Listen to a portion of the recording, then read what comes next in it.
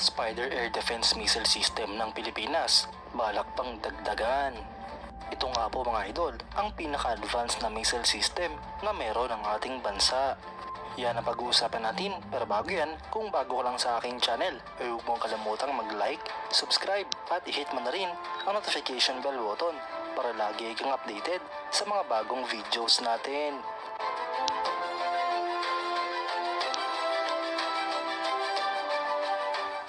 Sa katatapos lamang na anibersaryo ng Armed Forces of the Philippines ay pinarada nga po dito ang mga bagong Spider Air Defense Missile System ng Philippine Air Force.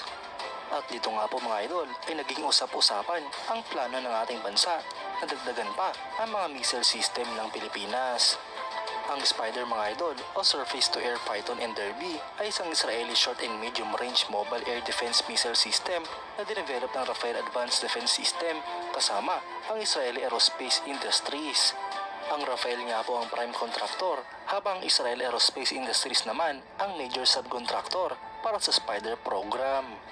Ang system na ito mga idol ay naka-achieve ng notable milestone noong 2005 nung ang missile nito ay pinaputok kontra sa mga test targets.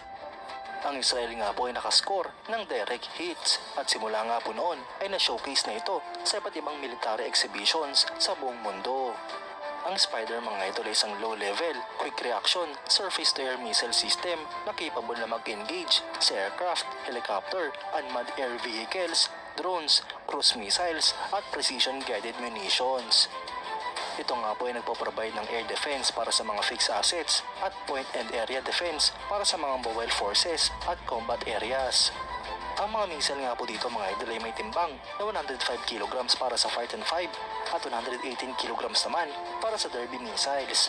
May haba nga po itong 3.1 meters para sa Fighten 5 at 3.62 meters naman para sa Derby missiles. Sila naman nga po ay may diameter na 160 mm, wingspan na 640 mm at warhead na 11 kg para sa Python 5 at 23 kg naman para sa Derby missiles. Ang main armament nga po dito mga idol ay 4 na Python 5 o Derby missiles na pwede sa kahit na anong kombinasyon. Ito nga po ay may range para sa Python 5 na 20 km habang sa Derby naman ay 50 km. Ang flight altitude naman dito mga idol ay 9,000 meters para sa Fighten 5 at 16,000 meters naman para sa Derby missiles.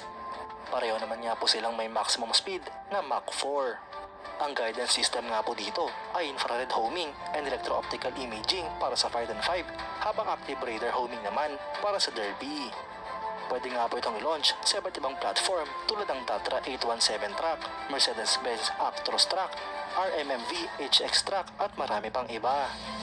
Ang mga current military operators nga po nito mga idol ay ang Azerbaijan, Czech Republic, Ethiopia, India, Peru, Philippines, Singapore, Vietnam, United Arab Emirates at Morocco, habang possible operator naman ang Georgia.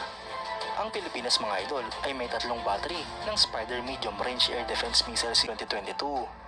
Habang huling battery naman ay naasama i-deliver sa ating bansa sa lalong madaling panahon. Mga idol, malaking tulong nga po ang mga missile defense system na ito sa Pilipinas dahil epektibo nga po ang paggamit dito. Kailangan nga po ng ating bansa ng mga ganito ka-advance at kalakas na assets na magagamit ng ating puwersa. Sa ganitong klaseng missile system nga po mga idol ay kaya nang makipagsabayan ng ating bansa sa iba pang mga nasyon.